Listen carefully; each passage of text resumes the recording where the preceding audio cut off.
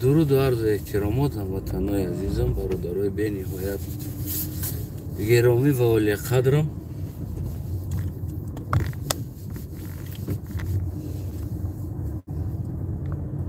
умедворам ки якояки шумо хуб бошен, сиҳат бошен ва саломат ҳам бошен. имрӯза ҳолатое ки ҷангҳо дар байни ҳамин миллатҳо,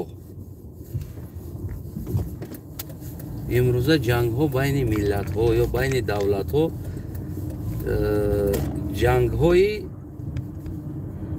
зидди ақалиятҳои камҳо бисёр як авҷ гирифтагӣ аст.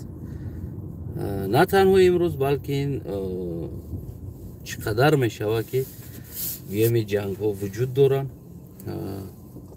яъне ҳаққи инсонията бигем аз байн бурдан, ҳаққи ақалиятҳои кама аз байн бурдан, ин чизҳо бениҳоят бигем ки зиёд мушоҳида мешавад.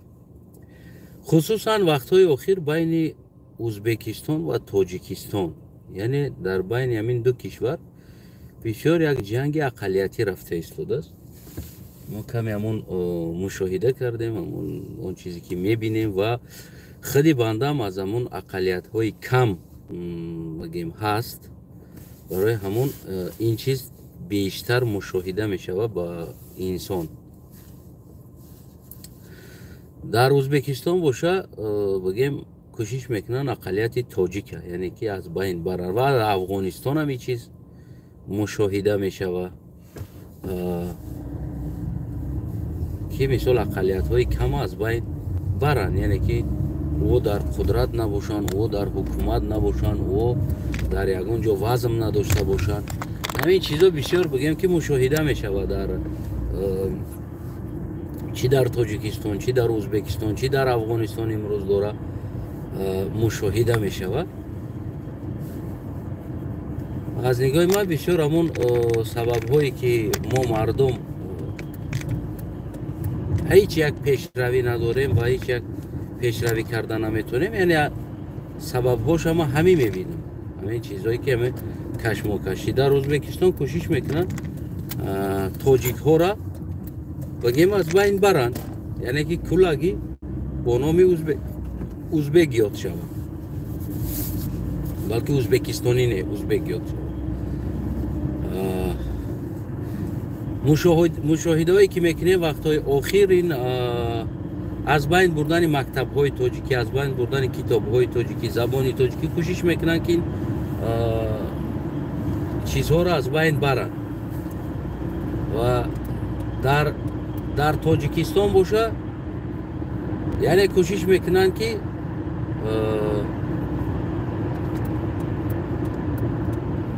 ақалиятҳои бигем дигарҳоро аз байн баранд. аслан ман ӯзбек нестам ва ҳеҷ вақт ман худ ман ӯзбекам ҳис намекунам ва тоҷикам нестам ва худ ман тоҷикам ҳис намекунам. ман тоҷикистонӣ ҳастам ва ақалияти ман, миллати ман қалқ аст. дар тоҷикистон моро худошон ӯзбек менависанд, миллатҳои моро, ақалияти моро ӯзбек менависанд дар ҳуҷҷат, боз бо ӯзбек меҷанганд. ва ин як чизе аст ки ман худам тура душман менависам, баъд бо душманам меҷангам, яъне душманӣ доранд байни ҳамон чизҳо. ки дар ҳолате ки дар тоҷикистон ягон қалқ, ягон лақай худча ӯзбек намега, барои ки худча лақай мешиноса, қалқ худча қалқ мешиноса, лақай худча ӯзбек намешиноса, қалқ ҳам худча ӯзбек намешиноса. барои он ки агар ки худча ӯзбек медонист, қалқ намегуфт. агар он лақай худча ӯзбек медонист, ӯ худча лақай намегуфт, мегуфт ки ман ӯзбекам. ҳамин тоҷикистон боша сари ақалиятҳои мо маҷбурӣ ӯзбек менависанд ва миллати моро эътироф намекунанд. баъд аз ӯ дар байни мардум иғво медозанд ки ӯзбакҳо душмани тоҷикҳо ҳастанд. باز با ما میجنگن فکری، ولی یراقی فکری البته که بگیم که میجنگن. در ازبکستان باشه با تاجیک ها میجنگن، کوشش میکنن تاجیک نابود شود. در همه حدود ازبکستان زندگی میکردگی انسان کلاگیش باید چی باشه؟ ازبک باشه، یعنی هویت ازبکی داشته باشه، ملیت ازبکی داشته باشه، روحیت ازبکی داشته باشه. البته هیچ وقت یک تاجیک نمیتونه که او را هویت شه، هویتی بگیم ازبکی کنی یا قزاقی کنی یا نمیدونم دیگر چی کنی و ملیت او را نمیشه و این کارا کرده. عاقبت این کارا میوه با جنگ جنجال، عاقبت بگیم که نسل ها میخیزن بگیم کمبودی و غیره ها میشه. از آن جمله در تاجیکستان خیلی ما بنده یعنی که خلق هستم و دیگر لقای هست در اوجا، هویت اونو را از ازل نابود میکنن، کوشش میکنن نابود کنن، او را ازبک می نویسن در حجتشون.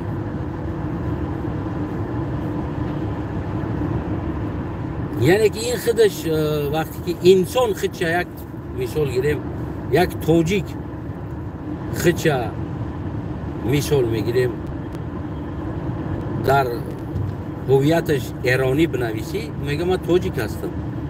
اگر در فارس زمینم زندگی کنه میگه من تاجیک هستم. یعنی او هویت چه گم نمیکنه، گرچند که کوشش میکنن تاجیکستان و حکومت تاجیکستان درباره هویت ما بگیم که هویت ما را زیر پا کنه، اقلیت ما را زیر پا کنه، از بین بره.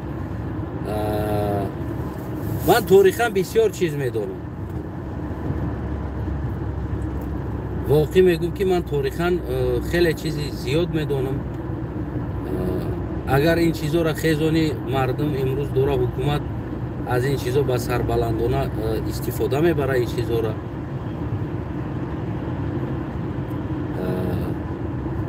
حکومت امروز دوره دشمن تراشی میکنه و تمام همون حرکتش و تمام قوتش کوشش میکنه که از کسان دشمن بسازه و گویا که با او سفده دشمن جنگ میکنه، گویا که تاجیک از دشمن نجات میده و ازبکستان هم دوره همین چیز تکرار میکنه بالای اقلیت تاجیک یا اقلیت نمیدونم قرقلپاق یا اقلیت خوارزم که اینا واقعا خودشون ازبک نمیدونن، گرچند ترک زبان هستن. در این یگان شک شبهه نیست، یعنی که در دنیا زبان ها جدا هستن، یعنی سلاویان زبان میگن، پولیاک ها سلاویان زبان هستن. اما اگر پولیاک گپ زنه یک روس نمیفهمه گپی را، یا ما ترک زبان هستیم.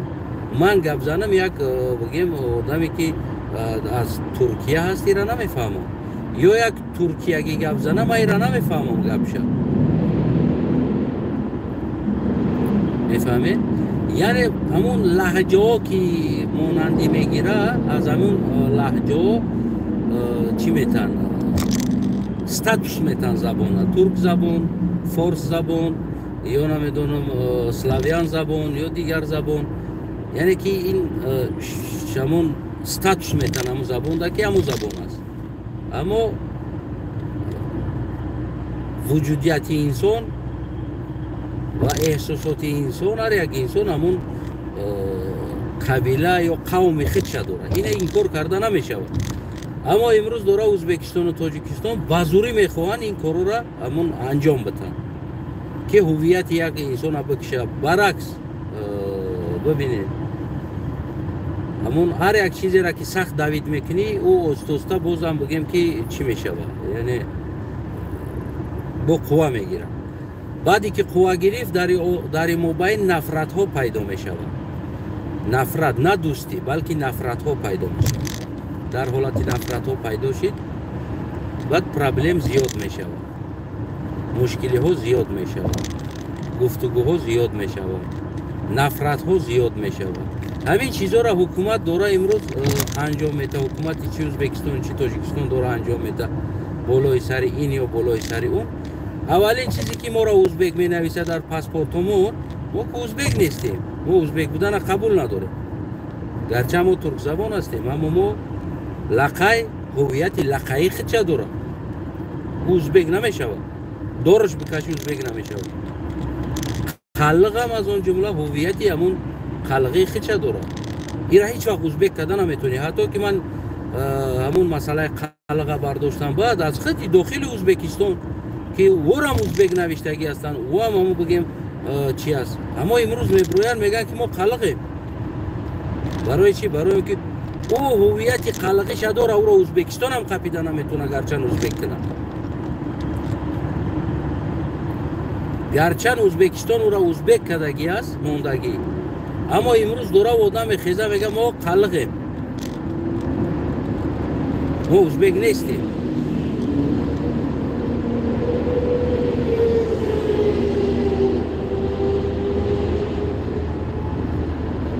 متاسکل هایکنی شبابی نمتر دورم مشکلاتی نمیدونم ساعتش چند رفته دیگه. ما ساعتش 100 رفته ایستادم تراسه. و هم ترکیزش عباری ما که گویا که ما ایستادگیم 3 تا متاسکل. بعد رفتن. جلبلاغ در رسیدن. آلما بلاغ، جلبلاغ، اوچ بلاغ، یت بلاغ هم طرفتن بالا قد. و دوستی درباره من سوال داد صحبت کردیم در این باره هم که یادم زد جلبلاغ گفتم یادم زد در تاجیکستان بسیار همون منطقه ها نامشون چی است برادر کبیری قطعی روز همون صحبت کردند همین سوال پرسید که همون شاید جای های ما در نام ها زیاد هستند نام های بگیم همون چی قلقی اوچ بلاغ یت بلاغ همه همینو ناموی قلقی هستند ترکی اما اوجا همون قلقا زندگی نمیکنن اما نامو همی خیلی هستن تاگی سوال داده من راستی در این سوال اومدم بعد این سوال اومدم کمی دیگر باز گفتم پراتر جواب بتم در سخنی برادر کبیری ولی اکی سخنش جواب میتم در این باره اومدم باز کمی دیگر تاریخ هم خوندم گفتم چی با چی خیلی نامو از کجا پیدا شدن این نام ها و غیره ها که اوجا میگه که خلق زندگی نمیکنه یا اگه ترک زبان زندگی نمیکنن در منطقه ما چرا نام ها چی است ترکی است نام های منطقه ما ترکی است یت بلاغ اوچ بلاغ من خیلی جل بلاغ هم خیلی نام های ترکی است که در اوجا اگه ترک زندگی نمیکنن و ما او را چیشه پیدا کردم ولی فردا باز بگیم که اگر باشه برادر کبیری در اینجا در کنفرانس با میشنیم یک صحبت دیگر در این مسئله میکنیم البته که منطقه های ترکی بدگی است بگیم اون نام های همون چی است ترکی است سبب چخیل او که از بس که بسیار از اینجا از اونجا کچیوت میکردن میرفتن با می اومدن و دیگر نمی ایستادن همین حالتی همون کچیوی ابرز حیاتی اونو همون که کچیوی که بود برای همون اونا اسکان همون تریتوریا زمین ها بگیم همون منطقه ها از همونو است از بس که او رفتن دیگر بگیم که زمانویشی دیگر نیومدن یعنی او در اصل قشلاق کچیوی همین خیلی میشه یعنی همون قشلاقاشون هم خیلی میشه میان میستن با میروان با میگردن میوین همو جاشون ده یعنی از بس که برای او را основной کچیوی образ حیات از بس که دیگر همون برای مالشون زندگی میکنن یعنی فقط برای شکم مالشون و جایها را انتخاب میکنن برای همه بعدا ایجابات وقتی تاجیک ها بگیم اکثرش گریزه میشوند بگیم همون زمان انگلیس ها و زبان امپراتوری روس ها و غیره ها بعضی چیزا ده اینا بگیم که بعضا تاجیک ها میوین در اینجا و بر زندگی میکنن همون قطعی ترک زبان ها کچیوی نرود ها میوین که اینجا کچیوی ها استودگی هستن میان برای نموده یا هم خسکپش اونا میزنن زندگی میکنن کچیوی نرود میروه یا میمونن یا نمیرون دلشه با او میرون خیلی بر اومده رفته بعد دیگر همون رفتگی دیگر جا ده بگیم که اومدگی نیست هم خیلی موندگی است یعنی برای همینم اون نام ها وقتی که تاجیک ها اومدن اون نام ها بدن و زندگی میکردن در اونجا مثال میرفتن 3 ماه بعد با میگشتن می اومدن، میرفتن یا 4 ماه بعد می اومدن. برای همو وقتی که تاجیکا اومدن اونجا او قلقه اونجا همو از حساب همو چشمه ها و درخت ها و دیگرها و بگیم همو نامگذاری کرده بودن و همو نامهای برای همو هم اون نام ها تا امروز دوره هم خیلی نام اساس امام علی کوشش کرده ایستاده است این نام های بگیم ترکی را از بین بره، نام های تاجیکی وارد کنه در اونجا. اما اون نام هایی که همون اوچ بلوغ، یت بلوغ، جل بلوغ، هچه گذر، یعنی که اینو ایوی که هستن اینو نام هایی که بگیم که علم بلوغ، یعنی ایو همه اینو این نام هایی که هستن این نام های همون وقتی اومدن تاجیکا این نام ها بدن، یعنی خیلی تاجیکا نامگذاری نکردن اون منطقه را، گرچه اگر هم کچیوت هم کنن در اون منطقه بگیم که اینو بدن همو جاده. برای همو این نام ها دیگه همین نام ها قطعی زندگی کردن، همین نام ها موندن و خودشون رفتن اما نام ها موند و دیگه کچیوت کردن دلشی رفتن دیگر جاده رفتن. بعد دیگه جنجال ها خلاص مسئله ابرزی حیاتی و دیگه خیلی بود. برای همو هر جایی که رفتن اینو همو جایی که زندگی میکردن اونجا را نام گذاشتن. همین نام ها نشان میده که مثال تاجیکا بعدن آمدن در اونجا، یعنی که پیش از یک ترک زبان تاجیک در اونجا نبود. برای همون نام ها عیناً همون نام های بگیم که چی داره، چی داشت، همین ترکی نام داره، یعنی همین بلاغ میگن تاجیکا، چشمه میگن ما بلاغ میگیم.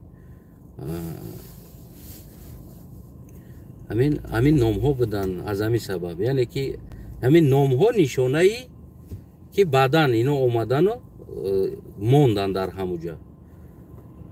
خصوصا بگیم که همین آخران در هم قشلاقی که بابای ما هست همونجا موندگی هستن، اینا دیگه اومدن همونجا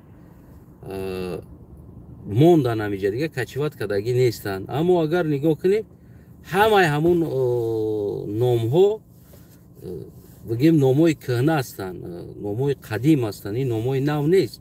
یعنی اونجا در زندگی میکردن آدم ها، کچیوت میکردن.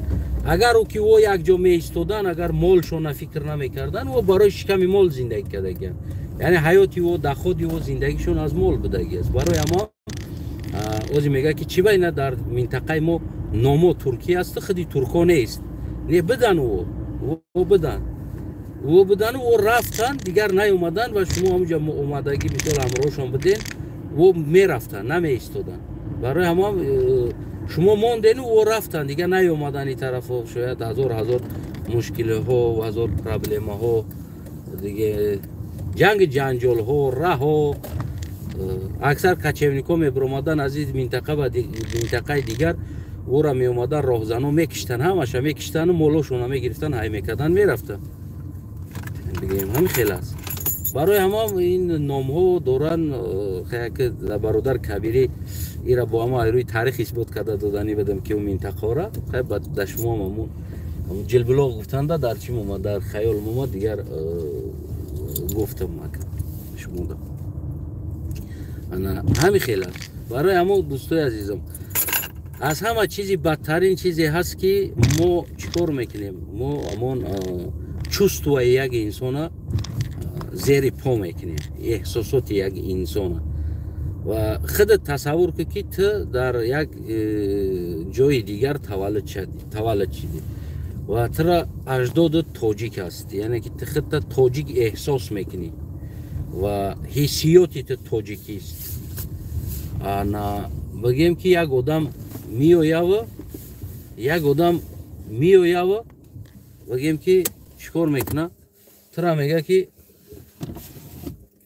داکومنت ده ما ترا کرد می نویسم، برای که میگه این خیلی چیز نیست. خب کردت می نویسه، تاجیک نیست میگه.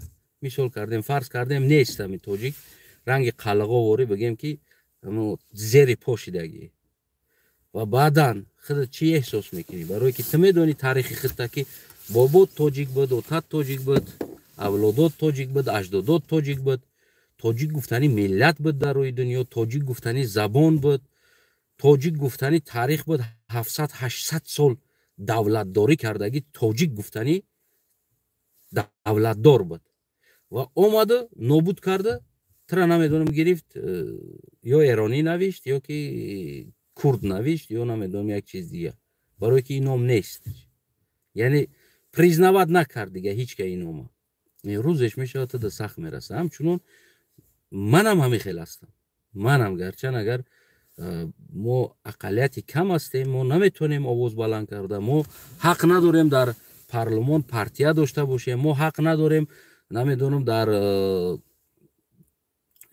بگیم در پیشروی این کشور نمیدونم در سبزیدن این کشور یا که نمیدونم در سیاست این کشور سهمگذار باشیم یا که فکر ما هم همچون یک بگیم اقلیت در این جامعه داخل باشه البته که این چیز نیست یا لقای هم حق داره اقلیت است یا لولیتابور که در تاجیکستان است لولیتابور او هم حق داره که در پارلمان آدم نمایندش باشه او هم حق داره که در ساختارهای قدرتی کار کنه او هم حق داره که خودش جزی فرزندی سرزمین حساب کنه نوابسته نامش تاجیکستان است هندوستان است پاکستان است المانستان است نمیدونم سومانستان است نوابسته نام این کشور با کدام اقلیت یا کدام ملت ربط داره این چیز این معنی را نداره که این کشور نامش ربط داره با تاجیک تمام دیگر اقلیت در اینجا حق زندگی کردن نداره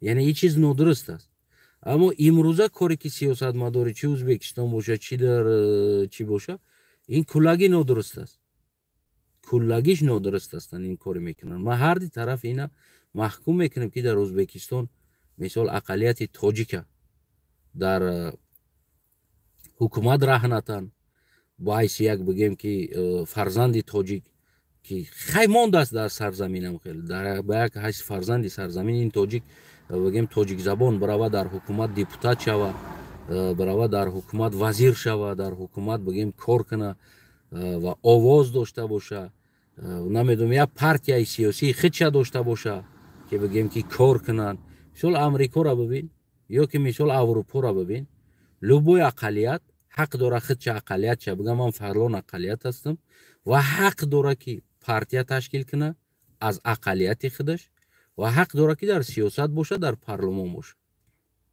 اما پارلمان ما یکتازی سیاست ما یکتازی ازبکستان هم خیلی یکتازی و اوجا که او میگیرن تاجیک زیر پا کرده ایستادن و در اینجا یا ما را ازبک می نویسن بعد ما را زیر پا میکنن من قلق هستم ما ازبک شیده نمیتونم دور بکش ازبک شیده نمیتونم این نمیشه من بیغرض از ازبک قزاق است قرغیز است ترک زبان بیغرض از ازبک ترکمن هست بیغرض از ازبک بگیم تتر هست بیغرض از ازبک ترک است این همه اینا ترک زبان هستن ما همه این نمیشم کو یا که فارس زبان مثال در افغانستان است گوناگون قبیله ها فارس زبان هستند در ایران هست ایرانی ها هستند کردها هستند تاجیک کرد شیده نمیتونه کو گرچه فارس زبان است خیلی تاجیک ایرانی شیده نمیتونه کو گرچه فارس زبان است برای که اقلیت خودش است تاجیک و فارس زبان این چیزا باید همون سیاست مدارهای ما این چیزا باید ملت ما خلق تاجیکستان سرزمین باید درک کنن که بیست این ازبک نیست این ترک زبان است این قلق است این ایش لقای است یا ازبک نیستن یا قزاق نیستن یا قرغیز نیستن یا ترکمن نیستن یا ترک نیستن یا تتر نیستن اینا باشکیر نیستن اینا نمیدونم منگول نیستن اینا قلق است ایش لقایش قلق است و بسته کردن ما را با یک قوم دیگر نام بردن این واقعا برای ما سخت میرسه میفهمین این تربیهش این تاجیک است این هموطنای شما و همزبانای شما است میفهمین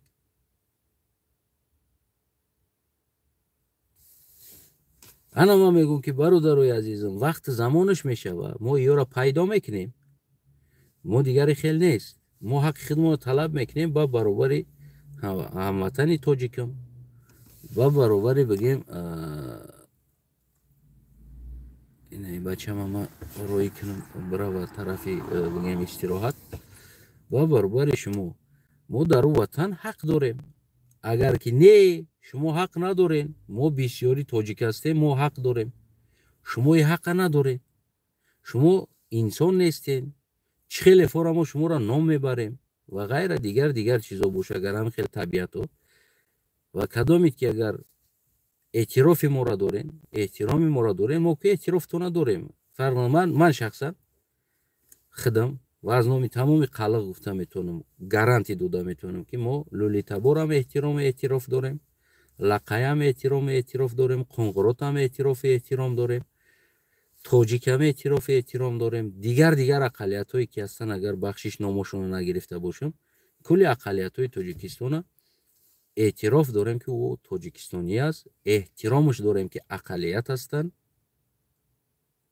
و بگیم که هر یکتش اما زمانی میشه و نه خیلی انسانو را ما پیدا میکنیم میگیریم میاریم در سخنوش جواب داده نتونست و او انسان ما گرفتیم هر کاری که کردیم در حالت شما نگین که اینا تاجیکا را کرده ایستادن این خیلی انسان این خیلی مرض که همین خیلی انسانی است باید اینا جواب بگن در گپشون بس بدگیز از پشت این همین خیلی چهار حرام شاید فردا کمبودی ها میشوه چهار نمی خیلی حرام وقتی این حرام بدونه که این جرتوا میگیره پگه خیلی اگر یک قلق بقپه یا لقای بقپه این را بگیره نمیدونم از قفاش انالیز بگیره این پگه میبروید دو وایش همه بروره جرتوا میگیره که ما تاجیکا را میگه نمیگه که منی پیدر رزه که من دلیل نداشتم فکر نداشتم حقارت کردم یک در چستوی اقلیتش رسیدم چستوی بگیم ملتش رسیدم ای بای ما گذشت نه میبره میگه که تاجیکا را ازبکا اومدن زدن یا فلان کار کردن این پیدرز این پیتوخ فردا خیچه با جرتوا میگیره میفهمی نمیرم این خیلی انسان ها هستن برای اما چندین بار پیشنهاد میکنم که اگر در نزدیکیتون باشه در چیاتون باشه در پیشتون یا بشناسین آدم همین خیلی آدم را و بشنونین بفهمونین بگو تو دلیل داری گپ زدنده فردا اگر که قپیدنت گرفتن رزمیر کون تا کلان کردن ما جوابگو نیستیم برای اینکه تو در سخن جواب داده نتونستی من گفته ایستادم فکر داری بچم اسناد داری دلیل داری تاریخن بیا بگو هر کمبودی هست بگو هر کمبودی هست بگو فقط اسنادش قطعی بیا بگو این هم خیلی شیدگی است تمام من قبول دارم نه که در حق اقلیت ما در حق قوم ما در حق هویت ملت ما اگر که من ملت هستم میرسی در دستم میغلطی در دستم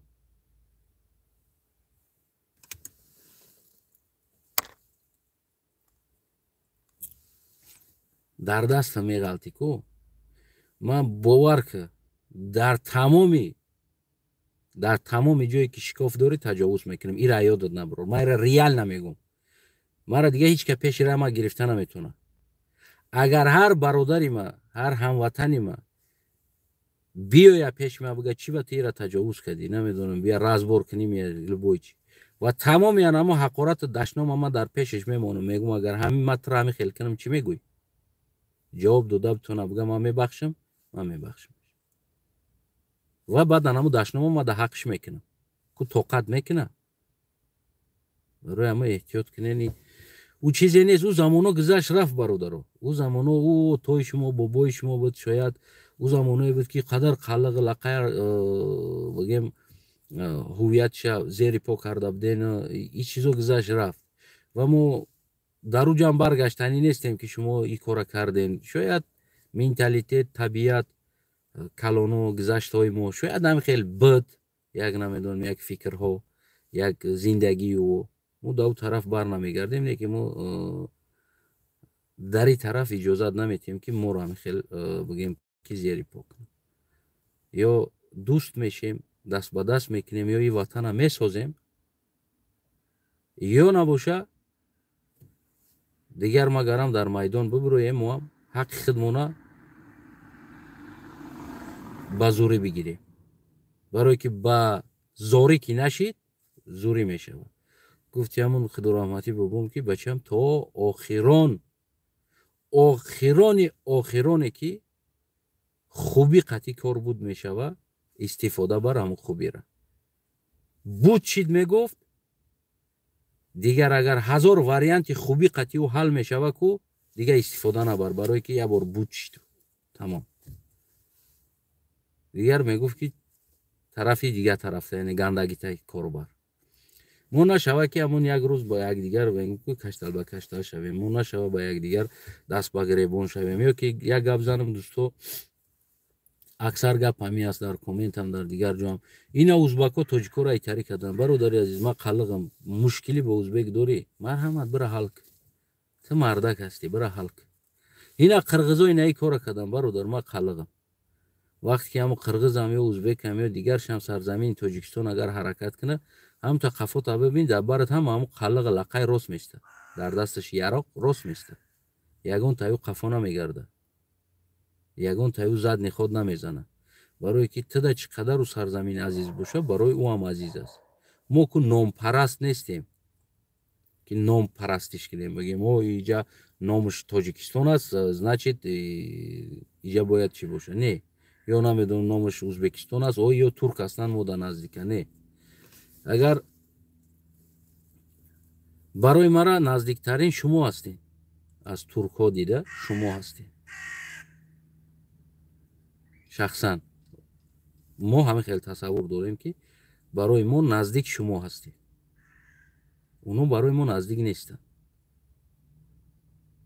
برای اینکه ما و شما در یک وطن زندگی میکنیم هر چیزی میشود در سری وطن یعنی که تم همون بلوده میزنی ما همون بلوده میزنم او وطن او بزنه او نمیه بگه که نه خونه قلق است به مای تبرم نه خونه تاجیک به دست بگیرمش بعدی تبرم به نه خونه لقای به دست به مای سبرم او تری نمیگه اما او زد زیر او همون میمونه علاوه اومد کو نمیگه که بین خونه قلق لقای به دست نسوزونم خونه تاجیک بسوزونم نه جو همه چی میشه همین کروک سیتی کشید همین فکت اسناد دلیل بود در او روسیه نه تنها تو تاجیک مردی کار است در اونجا لقای هم مردی کار است قلق هم مردی کار است لولی هم مردی کار است چی قوم و اقلیتی که در تاجیکستان باشه و مردی کار هستند روسا نیامدن نپرسیدن تو تاجیکی یا لقای یا قلق همین تاجیکستانی تمام برد کردن ایالو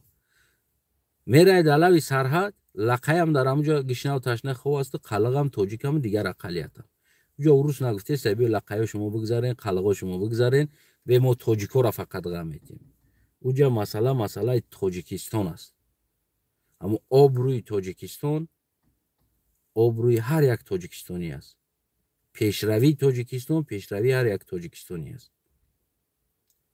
و شرمندگی تاجیکستان امروز دور شرمندگی هم است سویت اونجا میکشن خیلی میکشن سویت در تاجیکستان خونه قلقه و لقیه در سویت از خونه تاجیکو را کشتیستن نه نمی کشتنی سویتی دردی هم است دردی تام دردی مام دردی نو لولی هم دردی نو قطغان هم قلق هم لقیه هم بگیم دیگر اقلیت و همه بگیم در همه احوال هستن کنگروتش هم دیگرش هم در همه احوال هستن در اون چقدری در هم بیسویتی هستن یا در اوگر کمور بیسویتی در توقع تاجیک مرده است نه دیگر اقلیت هم مرده است در بیسویتی تو که که اون وقتی که ما اگر احساس کردیم که هموطنم اگر که ما باید تاجیکستانی باشیم بیرون از قوم و قبیلمون و احترام در قوم و قبیله یکدیگر داشته باشیم ما تاجیکستان میسازیم و اگر نه 4 تا پیدرازی که هست همون بگیم که اغواگر او خیلی انسانو در همه جا هستن در همه جا و اگر که او تونستن که در همون قفا توف کده تله کده تر پیش کده تونستن در فتنه پس بدون که عاقبت نه تو خوب میشوه نه ما. که ما در یگان جا در هر جای باشم یعنی از تاجیکستان هستم. امروز هم دارم در سیاست از خلق تاجیک مثال میگیریم. ریش هم حمایت کردگی هستم، سطر هم حمایت کردگی هستم. تمام زندانی که چی در چی باشه، تاجیک باشه، ازبک باشه، لقای باشه، همه او را حمایت کردگی هستم. یعنی برای ما جدا کردگی نیستم که ما ایش دخل نداره، ایش دخل نداره. یعنی درد این وطن، درد فرزندان سرزمین، درد همه ما باید باشه. باید این چیزا ما احساس کرده بتونیم. این چیزا باید ما احساس کرده بتونیم. و اگر نه ما تر میگردیم کش و کش کرده. این را نغز بدونین هر یک تاتون که امروز هم که دوره در افغانستان هم در دیگر جا هم هیچ یک تاجیک از هویت خودش نمیگذره و هیچ یک قلق هم از هویت خودش نمیگذره و هیچ وقت هویت را هم نیست کرده نمیتونه. یگان تد هیچ انسان هویت لقای هم نیست کرده نمیتونه. هیچ انسان هویت لولیتابور هم نیست کرده نمیتونه. جنگات فقط نفرت به دنیا میاره، به آینده ها، به نسل ها نفرت میاره، فقط کش و کش میاره. خلاص امروز همون کاری که امام علی کرده ایستاده است، این نفرت های منطقوی است. امروز دوره خودی داخل تاجیکان نفرت های منطقوی پیدا شدگی است. نه تو این چیزا در همه جا مشاهده کردم. منظرت این چیزا در همه جا مشاهده کرده میشه. همه جا ده. هر یک جا میبینی این منطقه و تا این منطقه و بیا تمام. امروز تاجیک بودن از بین رفته ایستاده است. حتی که تاجیک بودن بین تاجیکو یعنی بد جای اومدن که امروز همون تاجیک بودن از بین رفتگی است. منطقه بودن برای تاجیک افضل شده ایستاده است. یعنی تا از کلوبی значит بهترین برای مرا، یا که دیگرش از غرب او تو برای او را بهترین تو ایجابی تو میتونی نمیتونی تو قطیم باش. تا از پامیری ها تو значит بیا همون تو قطیمه باش. تو از سوغدی ها значит بیا. یعنی امروز من در همی 10 سال زیاد میشود در همی سیاست 10 سال میشود من مشاهده کردم. هیچ یک بگیم که نه خیلی общий ایده ایدئولوژی تاجیک بودن نیست. تاجیک هست در общий слова تاجیک درونده منطقه важный شدگی است. منطقه ایت بالاتر است. در همه عالم سیاست، عالم تجارت، دیگر چیزا ده منطقه важный شدگی است. متاسفانه میگم که این چیزا من مشاهده میکنم. من یگان دیوانه نیستم.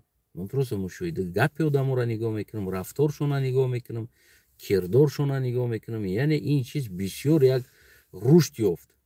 با داخل منطقه اولاد با مهمتر است.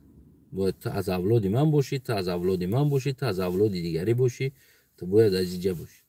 یعنی این چیزا مشاهده میشود. این چیز از کجا سر میشود؟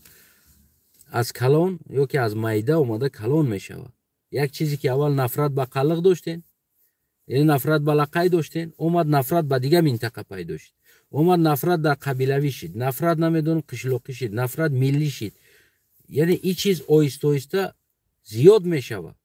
میفهمین؟ یک دونه گندم هم میکاری میمونی، اگر او را ندروی نگیری او گندم دونوش بغلطه فردا زیادتر دونه میبروید گندم. یا که علف پرتو امسال اگر یک تبه بروید سال دیگه ای ریشاش ده سه تا میبروید. در دنیا سطیل خاک بیاری یک دونه علف مون ای سال دیگه نگاه که از ریشش چند تا میبروید، 10 تا 20 علف میبروید. تا یک علف مونده بدی اما ریشش باز بگیم علف داد. همین نفرت هم همی است. یک نفرتی که یک چیز پیدا میشوه آیسته اومده از ریشاش باز نفرت ها زیاد میشوه. وقتی که او زیاد شد دیگر باز بگیم منطقوی میشوه، قبیلوی میشوه، دیگر همیتا بگیم که چیز میشوه میروه. بود پرابلم در کجاست. امروز امروز بین تاجیک ها همه چیز است. خودی سیاست تاجیکستان ها ببین. امروز در یک تاجیکستان که برای کل ملت است در اونجا، اما ببینید سیاست داجه آهسته آهسته اومد اولادی شد سیاست. میفهمید؟ آهسته آهسته اومد اولادی شد. از یک سیاست تاجیکی که فقط تاجیک باید در سیاست باشه، حق نتی دیگر ازبک، دیگر لقای، دیگر قلق، دیگر قطغان، دیگر لولیتابو را در سیاست رهنتی نفرت در دیگر رو حق داده نشوه. این نفرت اومده زیاد شد که اومده نه از تاجیک بیرون شده، بگیم ولایتی شد. یعنی تو باید از همون ولایت باشی، تو از همون منطقه باشی. آهسته آهسته از ولایتی اومد بگیم یک رایون شد. باید تو از همین رایون باشی تو که تو در سیاست باشی. ببینید نفرت چه خیلی کد آدم را آورده و اون نفرت آورده چیکار کرد؟ نه تو باید عائله باشی، حتی که دیگه گرد اطراف تا پریزنواد نکردی. این چیزا بود که اول همون چیزی که بگیم کم بود آهسته آهسته زیاد شد. یعنی تقسیم بندی اول فقط بین بگیم که نه تاجیک باید باشه، از افریقا باشه و تاجیک باشه، از امریکا باشه و تاجیک باشه، از هندوستان باشه و تاجیک باشه، از پاکستان باشه تاجیک باشه. مهم تاجیک بدن بود در سیاست تاجیکستان. اجازت نبود یک علاقه یک انسان یک چیز دیگر بگیم یک دیگر انسانو بیان نمایندگی از ملت خودش کنن در پارلمان، نمیدونم پارتیا داشته باشن بشینن بگیم فقط تاجیک. اما آهسته آهسته اومد تاجیک چی شد؟ تاجیک منطقوی تقسیم شد. خطلان است، значит سیاست در دست خطلان است. حتی که نام میبرند سیاست در خطلانی ها هستند، کلوبیو دستن سیاست. آهسته آهسته اومد سیاست گفتن که سیاست دنغرگی ها گرفتگی هست. حاضر دیگر اومد از دنغرگی برآمد رفت عائلوی شد، اولادی. میگن که سیاست اولادی کردگی هست، عائلوی های. میفهمید؟ یا دیرکتری مکتب برا ببین، خطون بریم ببینید دوستای عزیزم، در مکتب دیرکتر است، اطراف شب ببین کیا هستن، همش اولادی خچه آورده پیخت کردگی. یعنی امروز دیگر بگیم اولادی شدگی است. یا ببین یک انسان هم میارن در یک جو رئیس یک ناحیه ولایت میمونه، ببین کی را مونده شده است، همش از اولادی خودش نرسیدگی جو دو قشلاق خودش از قشلاق خودش نرسه، از همون ولایت خودش از دیگر جو نمیاره، از شهر خودش رایون خودش همسینفوش نمیدونم دیگروش خیش تبارو. این همون نفرت ها هستن، این همون چیزایی که یک کتازی ها اومدن زیاد شدن گرفتن، افسودن گرفت. آهسته آهسته اومد دیگر خانوادگی شد. نمیدونم از این بابت دیگر نداره چی میشه، این دیگه فقط ریولوچیا طلب میکنه. برای ما بگیم که این نه تنها در تاجیکستان بلکه در ازبکستان هم داخل داره. ازبکستان هم داخل داره. این تاجیک هیچ وقت شما یک عمر این همود بگیم که کرده جقیده ایستاده نمیتونین. از اون جمله یکی از نشانهاش قرقلپاق است و دیگر نشانهاش خوارزم است. حالی که تاجیکایی که بگیم که سمرقند بخارا اینا کل خب کرده ایستادگیان، حالی اینا مثل سمرقند مثل خوارزم یا مثل بگیم قرقلپاق حق طلب نکرده استن، نبرآمدن میدان و روز میشه و میبروید. وقتی که شما حقی را پایمال میکنین، وقتی حق نمیتین روزش میشه یا میخیزن. طاقت یعنی که اون چیزی که نیست که یک عمر یک انسان یا یک ملت در یک کشور بگیم حق انسانی نداشته باشه، حق نداشته باشه در بگیم سیاست وطنش، بگیم زچومر نباشه، این خیلی چیز نمیشه. میخیزن رانه ایلی پوزنه، رانه ایلی پوزنه میخیزن. بعد او وقت پشیمان میخوری، او وقت دیر میشه و یک کتازی تونقتی. من برای همه میگم که هموطنای عزیزم تاجیکستانی و تاجیکو نشوه که برای ما هم دیر شوه، این چیزو نشوه که بدن برای ما هم دیر شوه. خیلی که شما خرسند میشین میشه در افغانستان اقلیت تاجیک استاتوس خودش داشته باشه، در پارلمان جا داشته باشن، و برای کوشش میکنین همه چیده که تو که در پارلمان یک کشور یعنی اقلیت تاجیک باید حق داشته باشه. و چرا همون چیزی که خودتون در رواش میبینین و نزدیکیتون در روا نمیبینین که در گیر اطرافتون دیگه اقلیت ها است، چرا نمیگین که باید اینا هم باشن در پارلمان؟ از اینا هم باید دیپوتات باشه، از اینا نماینده باشه، از اینا پارتی ها باشه، پارتی های سیاسی بیاین رقابت کنن، بیان کار کنن، بیان پیشروی وطن را سهمگذار باشن. یعنی که ما خودمون هم خیلی زیر پا کردیم اومدیم بقدر کردیم و امروز در جهان ما بقدر شده ایستادیم. در جهان وقتی ما در پاسپورت اینستال گفتم که ما قلقم، بیام ملت ما را قلق بنویس، میشه؟ گفت که خیلی ملت وجود نداره. ما گفتم میشه یعنی ایندیس بنویسیم. میگه میشه. представить کنید ایندیسا توجیک признавать کردسته که هست، میشه بنویسیش ایندیس، نه که قلق نوشته نمیشه که در پیشش در یک وطن زندگی میکنن، ملت او را قلق نوشتن признавать نمیکنن، نه که ایندیسا признавать میکنن که هست. میگه ایندیس میشه بنویسیش. میفهمی؟ افریکانس بنویسی میشه. представить کردستی любой چرا признавать میکنن، قلقی که در وطن زندگی میکنن ملت او را توجیک признавать نمیکنن. میگه شما را هیچ که признавать نمیکنم، ما دیگر را طلب ندارم ما را признавать کنم، ما قطعیت در وطن زندگی دارم. ما ترا میگم تو признавать کن، تو بنویس. وقتی تو ما را признавать نمیکنی ما ترا چیکار признавать کنم؟ وقتی تو احترامی در ما میکنی به احترامی، ما چیکار ترا احترام گذارم؟ و تو فکر نمیکنی که این گپی تو برای ما سخت رسیده که میگوی بچه قلق نیستی، تر ملت وجود نداره. در حالتی نون قلق را 1000 بار خوردگی، هم پاسپورت اینستال کار میکردگی و چوت که هست نمیدونه که قلق هستن. وقتی گپ زدن در خودش میگه که قلقی، میگم ها قلقم، میشه؟ میگم قلق بنویسیم در پاسپورت، میگه نمیشه. یعنی که اینجا واریانت خوب حل نمیشه. من ندیدم واریانت خوبی که بگم برادر من قلقم، خواهش میکنیم امروز حکومت در دستتون است، در پاسپورت ما قلق بنویسین. وقتی تو میگوی نه، با خوبی نشیده ایستاد است، چیکار کردن در کار؟ چیکار باید کردن در کار؟ یا که حکومت در دست ما باشه، ما حکومت در باشم، فرض کردیم نام دولت قلقستان است و تو اومدی با ما گفتی که برادر ما توجیک هستم، ما بگم که خیلی ملت نیست، ما признавать نمیکنم، ما ترا یا ایرانی می نویسیم یا کرد انتخاب کن.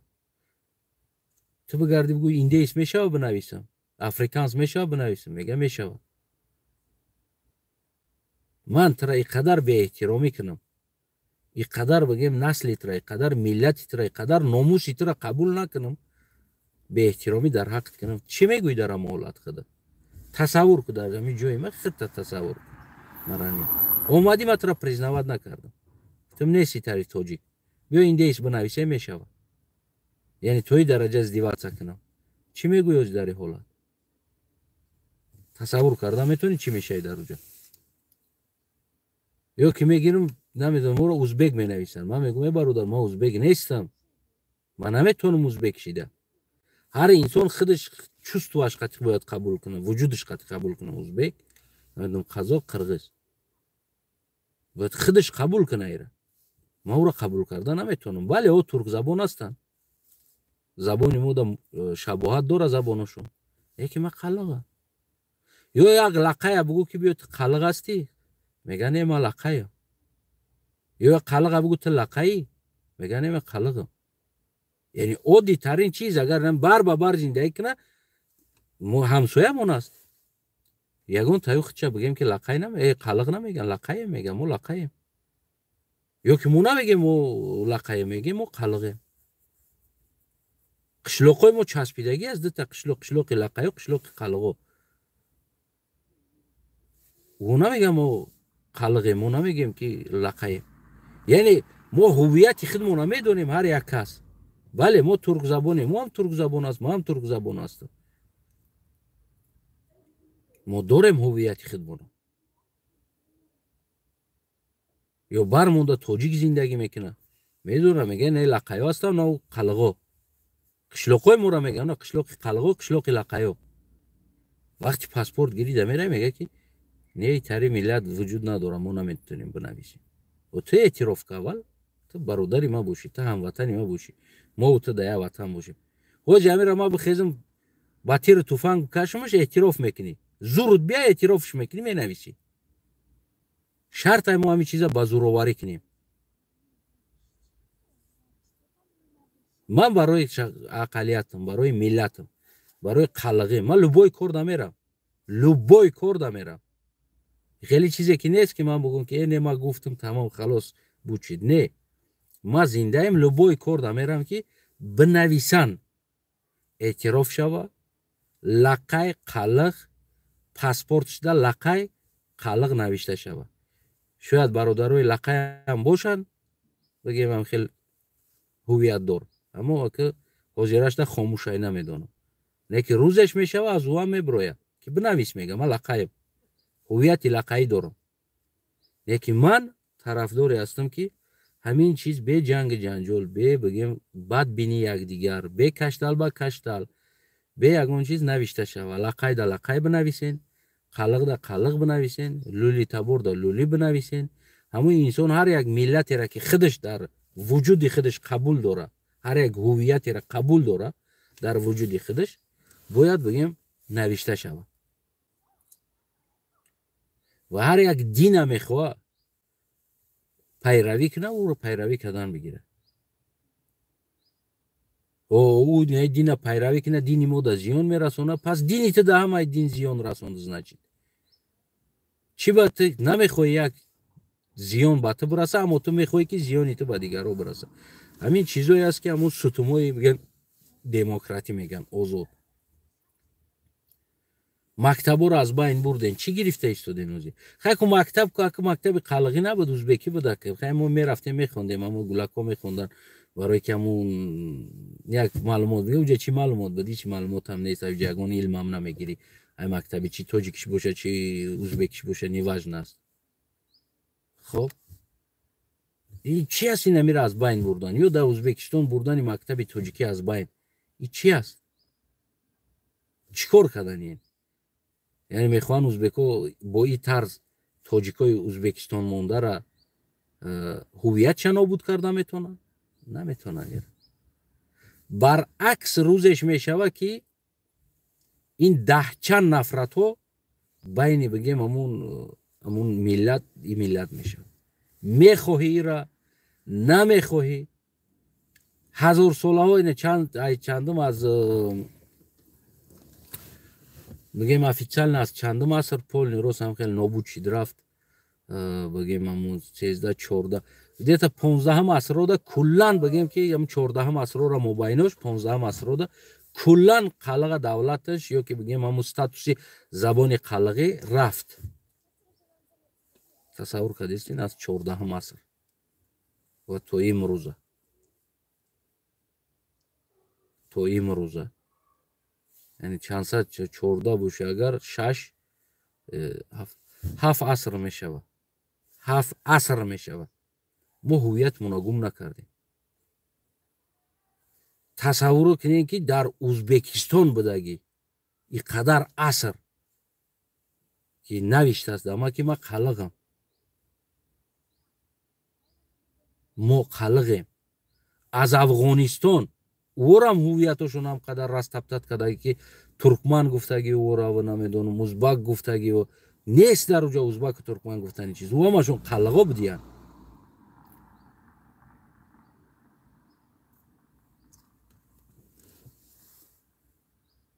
اون روز هم یک تشقیقی برومات خیلی صحبت کردیم. گب میزنه میگه ما را ازبک میگن در افغانستان. ما گب زده استم خطش تازه قلقی گب زده استی بچه. ما گفتم برادر تو قلقی گب زده استی، تو یگان لهجه ازبکی نداری که امروز چی میکنه؟ تو قلقی گب زده استی. میگه نمیدونم ما را ازبک میگن.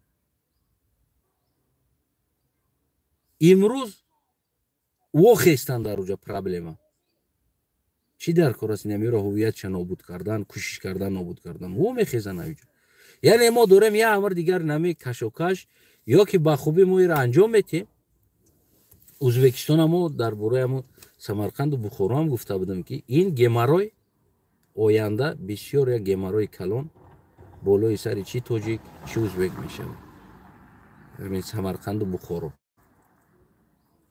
самарқанду бухоро намехоҳанд на ба тоҷикистон боша намехоҳанд ки бо ӯзбекистон ҳам боша яъне реально ман инсонҳои бигем ҳамун баъзе донишмандош қатӣ суҳбат кардам ӯ намехоҳанд на ӯзбекистонда бошанд на тоҷикистонда бошанд ҳайатшда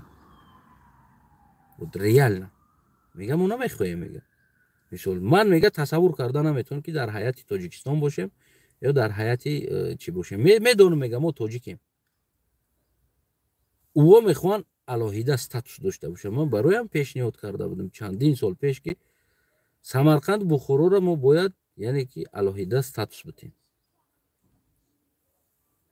модари осиё независимӣ ҳеҷ када на қазоқистонда на тоҷикистонда на ӯзбекистонда на дигарашда на туркманистонда дахолат дошта бошад яъне ӯ модари осиё бояд бошад барое ки кӯҳнатарин қадимтарин минтақаи осиё ҳамуҷа аст аксар таърихи осиё дар ҳамуҷа навишта шудагааст ва дар ҳамуҷа рух додагиаст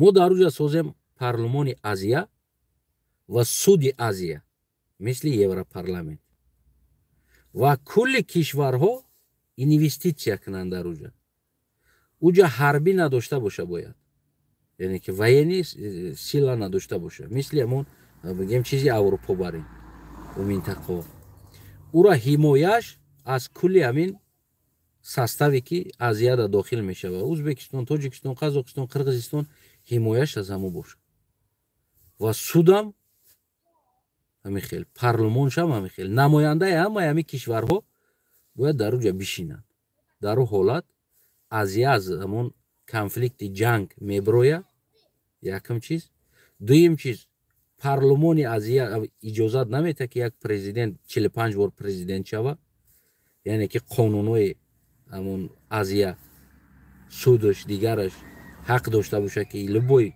давлате ки аъзои ӯ аст бояд ӯ главни бошад мо аъзо бошем мисли ҳамон Европарламент Евросуд барем мо дар ин ҳолат мегрезем аз як конфликт ва агар на мо хунрезӣ дорем ай пеш ганда сахт хунрезӣ дорем ва кулли мардуми тоҷикистон ё форс яъне ки ҷои таърихии мардуми форс аст самарқанд бухоро форс бугӯй агар источники таърихаш анамуҷа аст ино мехоҳанд бигиранд ҷанг мешавад фардо ҷанг мешавад хоҳӣ нахоҳӣ ҳозир ки қувва надоранд хомӯш ҳастанд қудрат надоранд хомӯш ҳастанд рӯзе қувва пайдо шид ҳеҷ вақт хомӯш наместад ҳеҷ вақт хомӯш наместад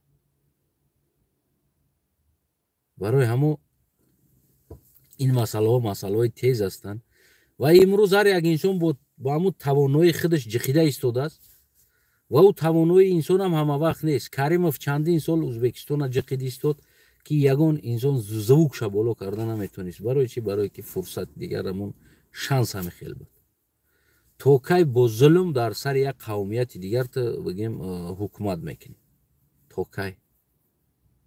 то кай ба зулми кора мекунӣ яъне наметавонӣ кора да канса карда ина баъди каримов сар шид қарақалпоқ хест ҳозир хоразм хеста истодааст хоразм мега мо бача медонӣ мо хоразм аз кадом асрро аст ин ном ҳозир хоразмӣ мега ман ӯзбек нестам ман хоразмӣ аст миллатам ман хоразмистам мега ман ӯзбек нестам реально ман як ташқати суҳбат кардам мега ман хоразмистам ки мега ман ӯзбекам хай мега ҳозир вынуждениям ӯзбек бугӯям худмона қарақалпоқ аслан хича ӯзбек намегирад мега ман қарақалпоқ خب میگم ما ازبک نیستم.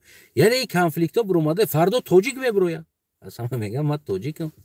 این سمرقند و بخارا از میگه قدیم ترین زمین این زمین مادری ازیه است میگه. چیکار میکنی؟ با قطیش میجنگی میخیزی یراق میگیری. امروز با قرقلپاق من همیشه قطعی همون گپ زدم نمایندش. من گفتم امروز قرقلپاق قطعی میجنگی. فردا میدونم گفتم جنگ از چی پیدا شد؟ برای که از ازل یک حقوق انسانی ندادیم برای او. یعنی او شمولیت کردن او را. میفهمین؟ امروز کمبودی بین بدخشان بگیم بین تاجیکستان در چی است؟ شما چی فکر دارین؟ просто هم تا تو تیکل توتمونی کل پنجه پریشانی شکل نخوی دیالت گفتی اما جنگ کدستن اینو؟ نه. کنفلیکت دارن بین اینو؟ نه. در زبان برادر جون از این طرف بگیم تمام حقوقیت انسانی او را زیر پا کردن. پول نیم خیلی بگیم جقیدن. یعنی همین چیز است عاقبتش. یا امروز من از خرسندیم برآمدم گپ زده ایستادم. من اگر حقوق انسانیم، حقوق یک شهروند تاجیکستان بودگیم، ملت ما هویت ما باشه در پاسپورتم، در پارلمان تاجیکستان از قرلغا بگیم که کار کنن، نماینده باشن، ما حق انسانی در کشور داشته باشیم، حق دوستی داشته باشیم. چرا ما برام موزی نمیگه پا بگم؟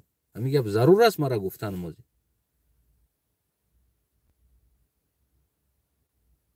برای که دولت نمیشه و حقوقت گم میشه و انسانی گم میشه و روز میشه. این اگر امروز من نگم فردا نسل از ما کدام میبرویا میگه.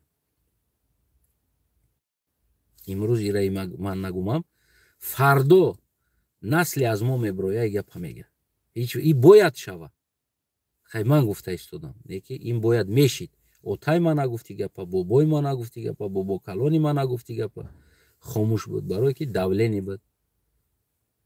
خاموش خب خاموش ایستادن آمدن. یکی آمدین وقتش من برآمدم گفتم که میگه که من قلقم هویت ما ملیت ما اعتراف شوه. برادرم باید ما در پارلمان هم در دیگر جا هم در هر جایی که هست چی بگیم دهقانیش باشه، چی سیاسیش باشه، چی فرهنگیش باشه، باید ما جا داشته باشیم.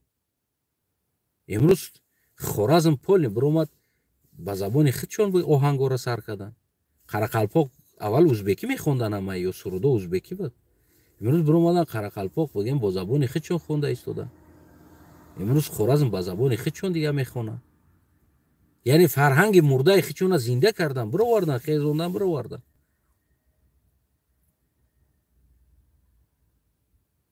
میفهمین؟ نمیشه ویرا یک امر جقیده ایستادن، دولینی کرده ایستادن که هو ما میتونیم میره ملت نابود کردن نمیشه.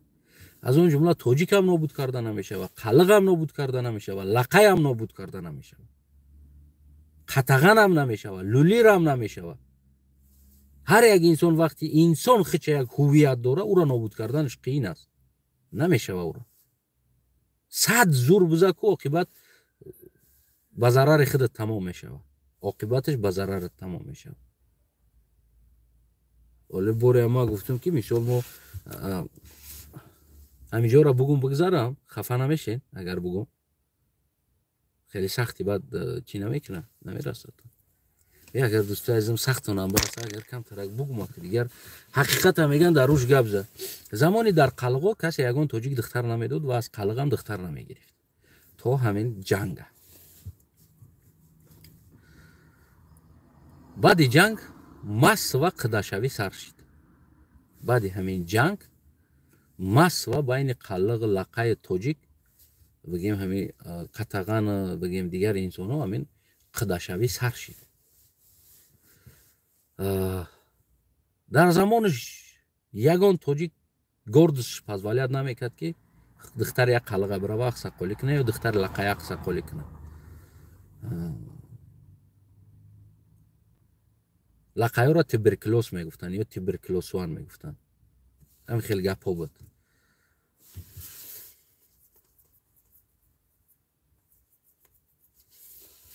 و یگان قلق لقای هم دخونه میکرد که خونه یا تاجیک اقصاقالی بره و دخترش در بگه که جو اومد میدونی که جو اومدی میگفتن. بعد همین بگیم که قداشوی سر شد. шабам ҳами гапа гап зада шиштанда як одам қатӣ гуфт ки бояд чӣ хеле нобад қидашавиро сар кардан. Массовая эмиграция, трудовая эмиграция баъди ҷанг дар дохили Тоҷикистон шид. Трудовая эмиграция шид. ин ман шуморо пас заданӣ нестам, багем ягон чизам карданӣ нестам. Вайра инсоное ки ҳастен бояд дуруст қабул кунен. Массовая эмиграция чӣ шид? Массовая эмиграция дар ҳамо районҳо зиндагӣ мекардагӣ, основной дар районҳо тоҷикҳо зиндагӣ мекардан. о дигар ҳамун гособеспечение буд, хай государство меовард, хлебзаводо кор мекардан, нонзаводчиҳо кор мекардан. о намедонистанд ки мисол гирем гандум коридан дар кор аст, дигар чиз. Ва дар ҳамон замонам аз ҳамон СССР ам дигарам хай мардуме ки ҳастанд ҳамон наздикиҳои қишлоқода зиндагӣ мекардагиҳо медонам. Қишлоқода бигем ҳамон гандум мекардан. Шо заминҳоро гандум мекардан, тарбуз мекардан, харбуза мекардан. Хулос ҳам хел бигем ҳамон чизошон буд. Вақте ки гушнагӣ омад, мардуми район хонаи қалғо коркунӣ омаданд. Аз район мо солона бигем ҳамон авлодои мо аз ҳамон қувваи кори бигем ки аз район мешиштагӣ бигем бародарои тоҷикмон истифода мекардан. во бисёр меомаданд, хусусан сезони дарави гандумда, яъне гектар қатӣ даговор мекарданд, медравиданд. ва бигем хусусан гандум шинонӣ, гандум даравӣ, алаф даравӣ меомаданд, алаф медаравиданд. Ки мисол хай мо мол доштем, ё меомаданд алаф медаравиданд, ёрдам медоданд ва ҳақша мегирифтанд. баъди ҳамин распади СССР бигем ки бисёр баъд даҳмардагӣ да омаданд. дигар кор нест акам, айчи бояд фарзанд кӯдакошона бихӯронанд. у вақтҳо эмигратсияи Россия набуд. аввал баъди ҷанг эмигратсияи дохилӣ буд. аз районҳо фақат қишлоқода эмигратсия мекарданд. сезони корда қишлоқода рафтан меистоданд, хов мекарданд, яъне кор мекарданд. массовая эмигратсия сар шид. ва дар ҳамин ҳолат баъд омаданд ки бигем меояд як одам меояд як моҳ 20 рӯз дар хонат хов меравад. мисол як моҳ 20 рӯз дар хонат меояд хов меравад. ҳамон дигар ки ҳамон меояд хов меравад, дигар ҳамта шинос мешаванд, дигар наздик мешаванд, мебинад ки вроде би қалғоам ранги ҳами тоҷик аст, менталитетшам, хӯрданшам, авқотшам, ховшам ҳамаш ранги ҳами тоҷик аст. хоб дигар дид ки мисол як духтари қалғ меҳмона мисли падар эҳтиром мекунад, саҳар ширша мепаза, авқотша мета, абед авқот мекунад, коргарода бигем ҳамаи ҳамон хизматошона мекунад. дид маъқул шид ки дигар ҳамонҷо гуфт ки хай ака ҳами духтартама келин мекунам. тамом ҳамонҷо шид қидагӣ. духтареро келин кард. баъд аз ӯ гуфт ки хеле ман духтарма туда додам, биё на духтари тра ма келин кунам. ҳам хеле бигем қарчиқуда меган, чӣ меган? Ҳамта қарчиқшудо баъд сар шидан. Яъне аз и духтар гирифтан, аз и ба бигем духтар додан. ҳамин қидашавӣ, ҳамин трудовой эмиграция внутри, яъне ки внутренний трудовой эмиграция ки шид, посезонная трудовой эмиграция шид. бигем ҳамин чиз бигем ки яке байни қалғ лақаи тоҷикода бигем лақаи қалғо мегирифтан, медоданд, хеле чӣ надоштанд. аз қалғо келин мекарданд, лақаёда духтар медоданд. мисол ё буданд байношон, барое ки ё туркзабон ҳастанд, байни худошон буд. не ки байни форсзабон тоҷико келингирӣ, келиндотии набуд. як инсоне ки дар вақти СССР келин кардагӣ буд, якта янгаи мо буд. дар ҳолате ки раиса бачаш да духтар додана западло чанқа кашокаш шидагӣ аст. ура историяшон алоҳида аст. чанқа кашокаш шидагӣ аст ки ё дуст доштагиян, янгам қатъи амаким ҳарча дуст доштагиян. дигар хеле ҷам кашокаш, ӯ одама ту чӣ хел ту узбака духта метӣ? хеша авлодош рӯ гардондагия ки ту узбак да духта додӣ гуфта. аки район да шидагия кора кард, наздики район. ҳамин эмигратсия, массовая эмигратсия бигем одаморо чӣ кор кард? Наздик кард. азбаски мо ҳамон бигем 90% қалғо дар кӯҳову ҳамон гӯсфанд, гандум, зиғир, кунҷут ҳамин хеле кор мо натуральный продукта мегирем, мехӯрем да ҳамон кӯҳода. ҳамин замони гуруснагӣ одаморо як муттаҳид кард. одаморо муттаҳид кард. Барои чӣ бигем ҳамин масъала дар Бадахшон камтар қафо монд?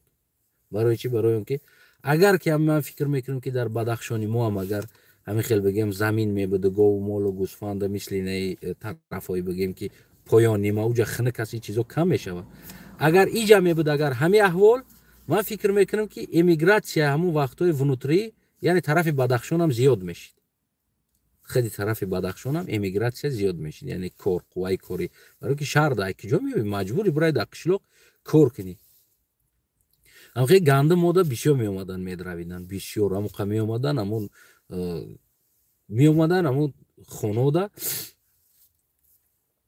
ما یاد دارم خورد بودم یاد دارم می اومدن بعد هم میگفتن انا یگان که اومدگی آدم داره یگان کس اومده نه اومده است که همون کار کوفته است یگان که هست میگفت بیا رفتیم ما زمین دارم بدرو بیا رفتیم ما اینای کار دارم بیا جوف کردن در کار است بیا یاردم تی همین مس و امیگراسیا بود همه چیز بین توجیک و بین بگیم همون ترک زبان قلق لقایا قداگری را سرکرد از همینجا سر شد از یک طرف بگیم که وگدن بارتر بود قطع قلق قدا شدن قلق زمین پمین دوره قلق قدا شد بگیم که سسترانه نمیمونه همه وقت بگیم پادشکا میشه و راو بیو قدا هم خیلی بعد همونجا مس و چیزا توجیکو کوشش کردن از قلق از لقای کلین کنن یعنی که یک چیز دیگر عادی شد شده شد تو همون وقت قدا شوی و دختاتی دختگیری این چیزا بگیم که بسیار کاتگوریکی بیناشون محکم بود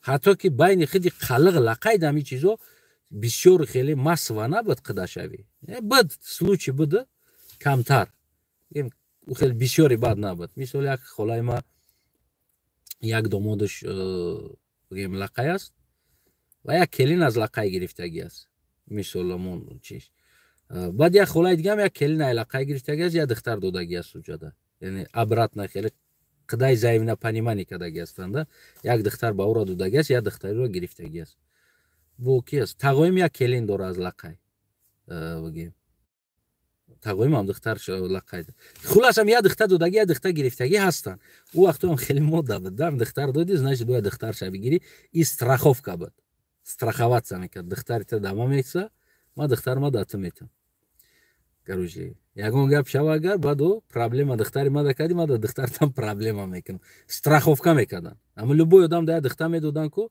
аз ӯ я духта мегирифтан ама хеле бартер доштан хуласи хеле буд ане ки бигем ки мардуми тоҷик қатӣ набуд мардуми тоҷик қатӣ қидагарӣ набуд бисёр бигем ин масъалаи вазмин буд амира бикишмон ана масъалаи вазмин буд ҳамин эмигратсияи дохилӣ баъди ҷанг қиинӣ мардуми бигем тоҷики районнишинора маҷбур кард ки тарафҳои бигем кӯҳистон бираванд яъне воқеан коркунӣ меомадан эмигратсия внутренняя эмигратсия сезонная эмигратсия буд меомадан кор мекарданд амо бигем ҷавоно бародаро баъзи падаро меомадан кор мекарданд гандум медравидан гандум майда мекардан дагавор мекардан ҳаққошона мегирифтан амо гандумошона хеле модда шида буд сезони гандум дравда омадан бисёр ҳамиҷа қидагӣ зиёд шид ҳамиҷа баъд қидагӣ аз ҳамиҷа сар шид омад дид дигар духтараш соз бигем духтари бодоб ба ақл давҷа мести бигем 20 рӯз 15 рӯз гандум медравида як хонадон мести шав ҳар рӯз меои мебинӣ дид духтари бодоб соз дарав гирифт бачашда келин кард вай қалағам дига шанс айдаст надод духтара дода буд як духтари ӯра гирифт келин кард сразу гуфт ҷабиё защита бигирем ята на всякий случай ягон гап шава духтари там дамо ҳаста ҳамин хел дига баъд основной мардуми ҳамун чиз хеле қарчиқуда меган мода ҳамира дӯст медоранд қарчиқудагира дӯст медоранд як каста духта додан аю духта мегиранд замин ҷошда духта мегиранд ҳамин чиз дамо бисёр аст худи дохили қалағо ҳам ҳамин аст яъне ки мода ҳамин хел аст дохили қалағо ё дохили лақаё ҳам ё ҳамин хел як традитсия доранд ин традитсияи бигем ҳамин лақаи қалақ аст духта дод духтарта мегирад я духта дат мета я духта аста мегира ё намедонам духтари акад боша ё духтари аммат боша ё духта хулас аз ҳамо авлод я духта мегира бата ки як дихта дод аз о авлод агар кӯшиш мекунам максимал агар ҳамон хонадон дихтараш боша агар ӯ хонадон дихтар надошта боша аз ҳамон авлод як келин мегира ҳам хеле бигем взаимнопонимание ҳаме одат доран ҳаме чизора ин ҳаме хеле бигем ки як традитсион як история як байни мардум инсоният ҳаме хеле чизо ҳаст ҳамин чиз бигем масс ва аралаш кард барои ҳамаам ҳамин اون کمبودی هایی که بگیم پیش از جنگ همین SSSR دا که پیش از او بود او کمبودی ها و بگیم که حاضر او کمبودی ها بین توجیک لقای قلق او کمبودی نیست مثلا امروز ما میبینیم در دوشنبه یا در رایون ها او وقت توجیک ها لقای قلق ها در رایون ها خونه گرفته نمیتونستن یعنی زندگی نمیکردن اومده حاضر سپکای نمیره در دوشنبه هم خونه گرفته است در دیگر جا هم بعد دختتی و دختگیری بگیم که خیلی ارالش شد خیلی آزاد شد دیگر قدگی کردن خیش تباری کردن ساز شدی کمبودی از بین رفت کمبودی نیست ای کمبودی ما داریم بگیم که با همون خیلی مردمی بگیم بدخشان ما داریم این کمبودی را اگر ما هم مردم بدخشان منقطع یعنی همین چیزایی که داریم همون دیواری که بین نمیدونم عقیده مردم است یا عقیده دینیشون هست یا عقیده دنیویشون هست نمیدونم یا عقیده نفرت زبانی دارن نمیدونم چی است خلاص همین کمبودی هست ما اگر سطح خودمون بدرونیم بپرونیم دار بکشیم این کمبودی را ما داریم و یک بار ما گفته بودم که این کمبودی را ما میتونیم تنها یعنی که با فرزندهامون با خیش تباری آیله‌دار کردن فرزندهای یکدیگر که دخته دادن دخته گرفتن ولی بریدگی بدن دخترای بدخشان بگیرین گفتگی منتج کرده مونده بودن همه برادرای بدخشانی برآمدن بگیم که ناراضگی کرده بودن از ما یعنی این مسئله را ما کلاگی باید تاجیکستانی شیم ببینین یک چی را ما میگم شما ده بین جنگ‌های ترکی از تاریخ میگم بین جنگ‌های قبیله‌های ترکی مثل قلق قبچاق قطغن بگیم همین نایمان این همه اینا چی بودن یا قبیله‌هایی بودن که بینشون جنگ میکردن جنگ چه خیلی هم یا حل کردگی هستن مسئلهشه یا قبیله قطعی قبیله جنگ میکرد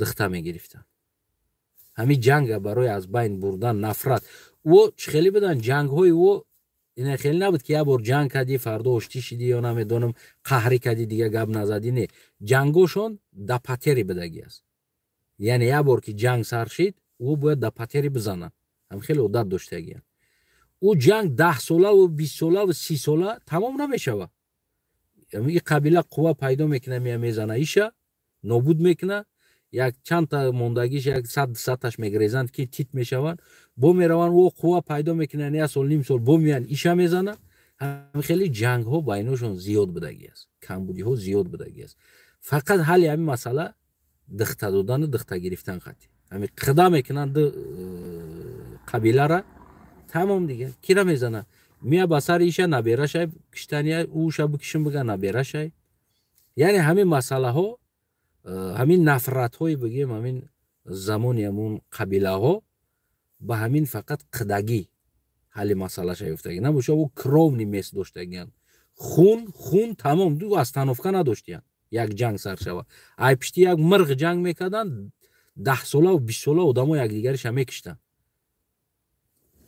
فقط قدقتی حل کردگی هستن یعنی خیش بدن خونه یک کردن این دیگر هم نفرت از بین میبره یک کودکی ما بین بگیم که حاضر اگر بگیریم یک کودکی که در مابین شل مادرش قلق است پدرش تاجیک همون نفرتی همون عائله بگیم همون تاجیکه که او پیش که SSSR داشته قلق کردنشه قلق رومان کافران و هم خیلی گپو همین از بین رفت نیست توزی نمیگن و کافران این چیزا نیست ما میتونستیم همین چیزا اگر همین چند ساله ها قدگی کنیم بیشتر قدگی کنیم کوشش کنیم دخته گیریم کوشش کنیم دخته بتیم و بگیم یعنی که خیلی اگر مردمی همو بدخشان هم کوشش میکرد که کلیناشون بگیم از تاجیک بگیره، از قلق بگیره، از لقای بگیره تا که همون چیشیدن. و در این حالت اینه پنیتی های امروزه که دارن مردم، این مذهب بازی یک چند انسان عقیدش است. این کلی ملت عقیدش نیست مذهب بازی. این هم یک چند انسان هستند که در همون مذهب همون استوی خودشون عقیدگی هستند و درآمد خودشون از همونجا است و با همین چیز بگیم که اگر این بغلطه او هم اینترسشون او هم چیش میغلطه. برای همه این مذهب بازی خط ایستادگی است.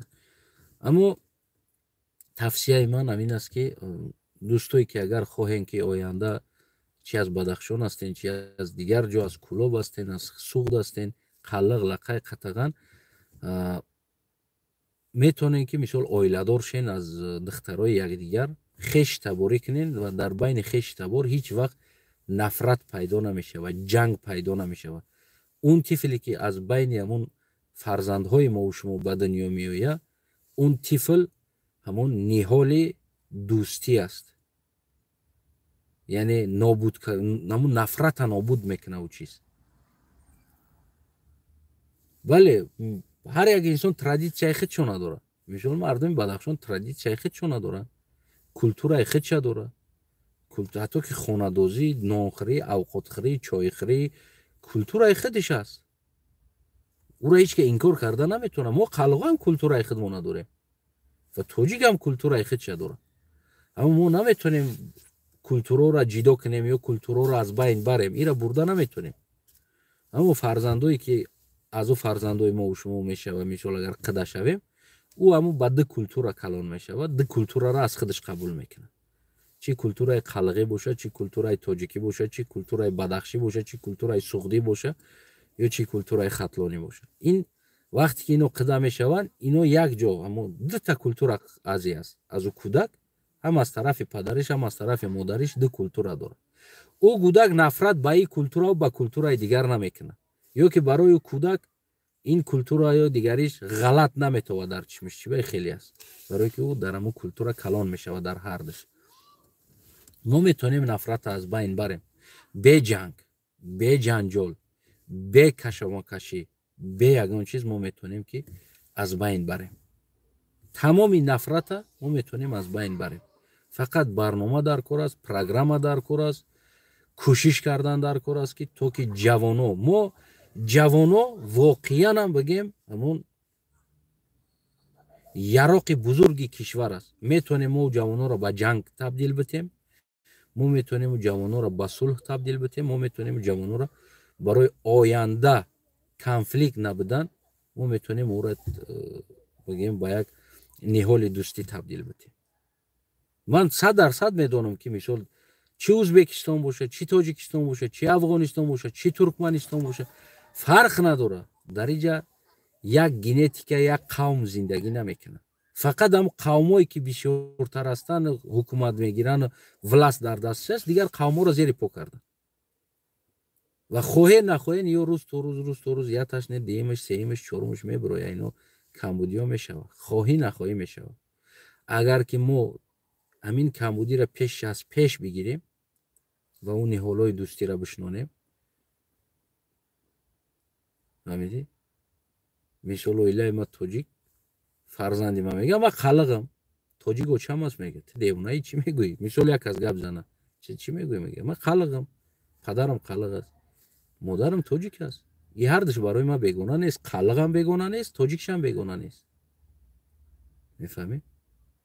هیچ وقت او فرزندی من نمیتونه دیگه نه در تاجیک غرض داشته باشه یا نه در خلق غرض داشته باشه، یا نمیتونه در حق تاجیک گپی بد زنه برای که اوچش تاجیک است، او نمیتونه در حق خلق حرفی بد زنه یا نیتی یا فکری بد داشته باشه برای که اوچش خلق است. میگم ما پشتی پدرم خلق است، من خلقم، مرا مادرم تاجیک است، چیکار میکنی؟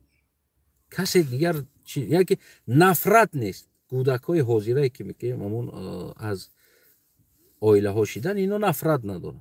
یکی کودک میگه مرا اوتم تاجیک است اوچم خلق است، چیکار میکنی؟ میگه қалиғи модари маст мега. Ма тоҷикам мега, падарам тоҷик аст. یعنی که ما نفرت میتونیم از بین بریم، فقط با صلح، با عقل، با دوستی جوان ها را بگیم. امروز ببینید یک عادی ترین چیز اگر جوان ها را دستگیری کنن تا که جوان ها بگیم با یک دیگر پیوست شوند، بگیم چی جوانی بدخشی باشه، چی جوانی بگیم سوختی باشه، چی قلق باشه، لقای باشه، مثال توی را реклама کنین، یک نمیدونم حکومت خونه بده برای جوانو پیوست شویشون، خصوصا یک برنامه داشته باشه که مثال گیریم یک جوانی بدخشی اگر که یک دختری که مثال از خطلان یا از سوخت یا از دوشنبه گرفت، تاجیک گرفت، برای مثال گیریم جای کار بتن، خونه بتن، او جوانی بدخشی هم کوشش میکنه بیا یک زنی تاجیک بگیره که تو که از این فرصت ها، از این بونوس ها استفاده بره، یا یک نمیدونم جوانی تاجیک بگیم بگیره دختر بدخشی را، برای او هم یک امکانیت آفریده کنن. جوانو کوشش میکنن با یک دیگر گرفتن. چندین سال بعد این نفرت گم میشود. 10 سال 15 سال هم برنامه را بگیریم، بعد 10 15 سال این نفرت کلا از بین نابود میشود. کلا از بین نابود میشود. اینمی کمبودی، اینمی بگیم غرض ها، همه در دلش غرض داره. با خدا من چی بگیم برادر بدخشی قطی، چی دیگر برادر قطی دروغ میگن دروغ میگن، اما وقتی که ببین تو مینتالیتی او را قبول کرده نمیتونی، تو اوژه او را قبول کردگی نیستی قبول کردگی ریال نه. تو مذهبی او را قبول کرده نمیتونی، تو را قبول کردگی نیستی. او زبانی دروغ است که برادر ما است، ما از یک وطنیم، از هم وطنیم، این چیزا زیاد هستند. تو آن وقتی که تو مینتالیتی قلقی ما را قبول کرده نتونی، تا اون وقتی که من قلق بدگی ما قبول کرده نتونی، هویت ما را قبول کرده نتونی، این دروغ است که ما هموطنیم میگیم. تو برادری مایی، این دروغ است، برای که تو مرا پره قبول کردگی نیستی همچون برادر، یا که اگر من ترا قبول کرده نتونم، فهمیدی؟ زبانی ترا یا نمیدونم دینی ترا، مینتالیتی ترا، رویه ترا ما قبول نکنم، پس این بدون که من ترا پره قبول کردگی نیستم. просто در زبان، در کوچه، در مرکه برادر این گپی است. یعنی ما وجودان یکدیگر را قبول کردگی نیستیم، ما باید وجودان قبول کنیم یکدیگر را، احترام داشته باشیم با دینی و با مذهبی و با رویه و با نمیدونم با تمام همون چیزی بدگی و ما او را قبول کنیم همچون یک انسان، همچون یک هموطنمون. در اون حالت ما میتونیم، نباشه ما نمیتونیم.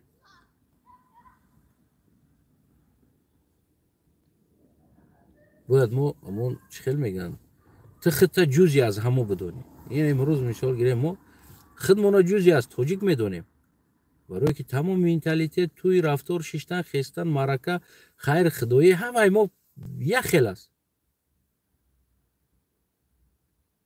مثل همون قلقه که قلقه مسلمانی که با مسلمانم که نماز میخونی یا خونده است هم نماز چی میگوی در نماز، چی خیلی نیاد میکنی؟ خیلی نیاد میکنم نماز میخونم. خیلی با چی میگوی نماز خوندن؟ گو قاید کلاس، قرآن قاید کلاس، منم خدام با ناس تا نماز میخونم. او هم قوم مسلمان بود، یکی او رو هم با هم مسلمانیش قبول داشتن دوستاشو. کلای گوسفند سفید، کلای گوسفند سیاه و کلای گوسفند سفید، من بنده خدا و هم خیلی میفتید قاید کلاس، قرآن قاید کلاس، منم خدانو با ناس گفته اون قد چیز میدونیست. همه خلاص برای همه دوستای عزیزم، هموطنای بینیم هل گیرامی، قربانی چشماتون. من راستی دیگر بگیم رفتم دیگر طرف چی را انا بردیم و گپا همش دا آب رفت. در آخر میگم که باید ما دیگر اعتراف و احترام داشته باشیم. از اون جمله بگیم خیلی حکومت امام رحمانم که میخواه که ما اعتراف و احترام داشته باشیم این حکومت، و پیشنهاد من برای حکومت است که یعنی لقای، قلق، لولی تبار، هر انسانی که ملت خودشه، هویت خودشه، نمیدونم یک ملت نمیدونم اعتراف میکنه، او را در پاسپورتش بنویسید و از او انسان ها در پارلمان باید جا بتین.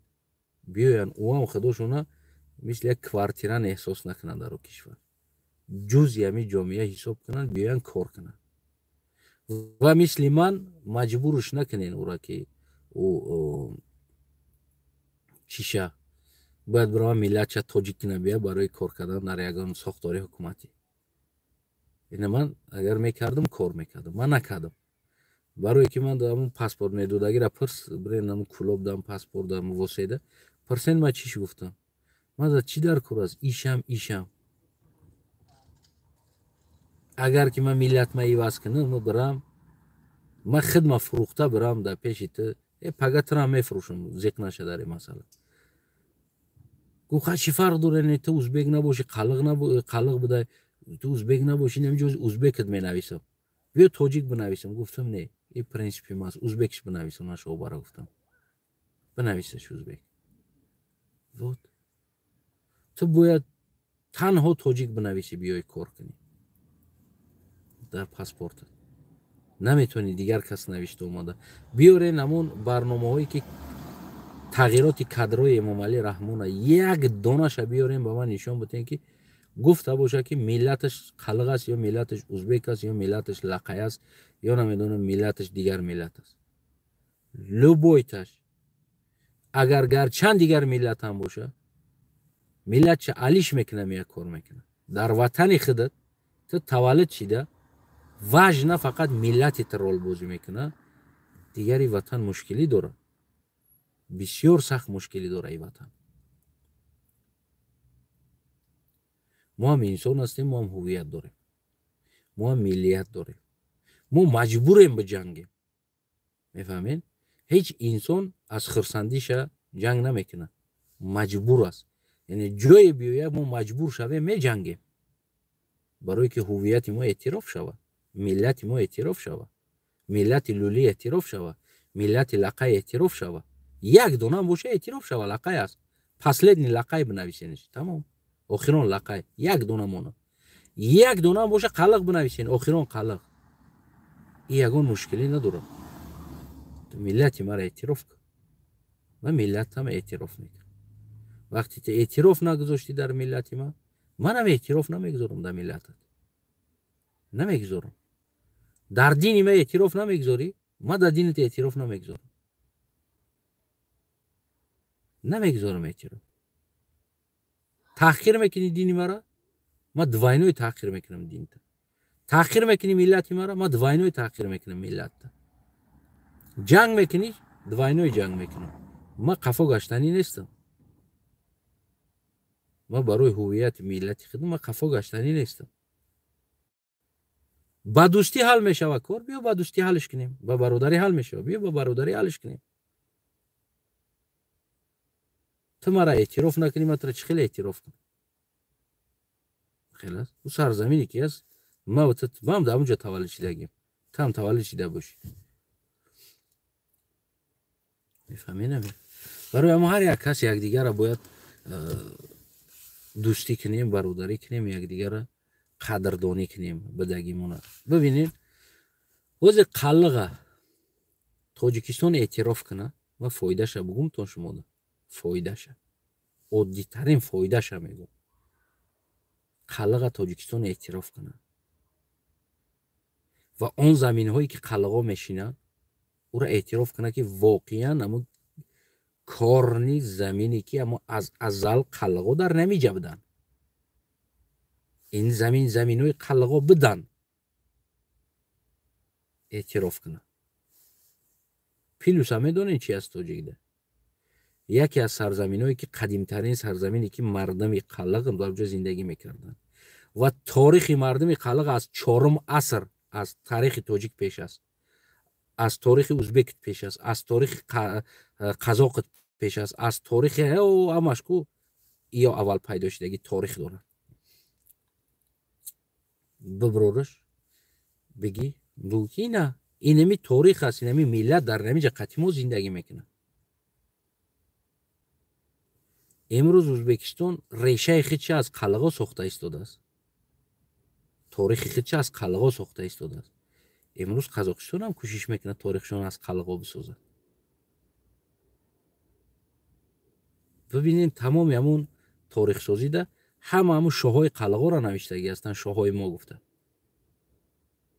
وقتی شما یک ستاتوس بتنی ملت میبینین فایدهش چند است. اون او بعد برای خچونا ریشه میکنن که ما از کجا ریشه بگیریم خودمونده. شما ضربه بر ریشه کوی دیگر انسانو زدنی هستین میتونین که بگین که بیست یک ازبک میخوام میگه ما قلقم چخیل قلق اینه قلق در تاجیکستان است. یه در پاسپورت شما قلق زدگی اینمی زمینو اینمی قلقا زمینو بدین ها توزی را اجداداشون زندگی دارن. مو هزار ساله ها امو چهارم پنجم ششم عصر نقطی فارسا یک جا زندگی دارن. تا از کجا گرفتی گپا؟ چرا تو ریشه از قلق باشه در دولت قلق نیست؟ چی به در دولت ما قلق است؟ یعنی کی قدیم تر است در اینجا؟ چی به نسل قلقا تو امروز قلق در تاجیکستان سخرانید چیدن اومدن؟ چی به در ازبکستان سخرانید نشیدن؟ چی به در شما سخرانید نشید؟ سوال بده. این پیلوس است بونوس یک تاریخی که یک ملتی که او از کدام عصرها با این نام اومده ایستاده است در بر شما. این پیلوس است بونوس کارتچکا ویزیتنی کارتچکا که میکشی زلاتوی کارتا قلقی نه قلق قطعی ما از قلقو و هیچ قلق شما را نمیفروشه. هیچ قلق زیدی شما دشمنی نمیکنه. میفهمی؟ اونا سرسام سرگردون میشن. خچونا چی به ازبکستان موندن قلقستان نموندن اگر پاتونکای قلقا باشن. چی به نام قلق فروختن؟ چی به در ازبکستان قلق رجیستراسیا شدگی نیست؟ افیشال رجیستراسیا نمیکنن قلقا. برای چی؟ چی به در قزاقستان افیشال قلق رجیستراسیا نمیشه؟ چی به در قرغیزستان افیشال قلق رجیستراسیا نمیشه؟ همه اینا استوشنیکاشون از همون میگیرن. کنی شما نسل قلق باشین کلی درونتون در قلقو. ما قلقم ازبکم چی خیلی قلق ازبکی ما قلقم ما توزه قلقم یا لقای ولی تاریخ لقای نمیدونین شما ولی بزنین یا بردی یا تاریخ لقای بکنین چی خیلی یا همو وایفست جنگاور خلقی بگیم کچیونی جنگاورانیو که همه ایرا باید اعتراف کن.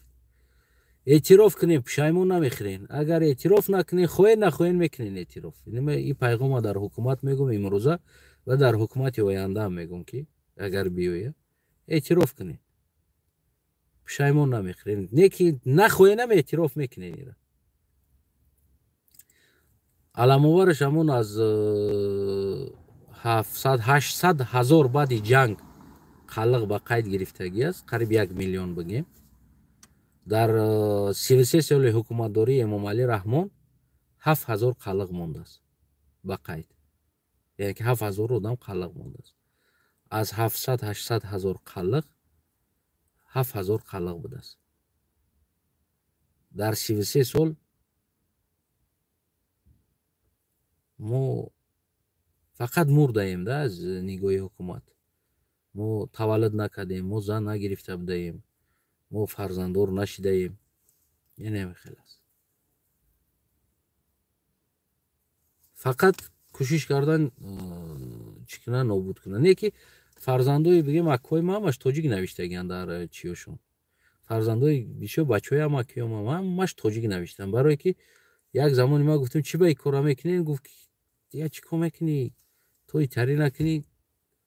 برای دیرکتر مکتب شدن برای مکتب دیرکتر شدن خیلی تاجیک کدگی است. زم دیرکتر شدن ده خیلی تاجیک کدگی است. ریال نه. اما اولادای خودم از دیگرونه.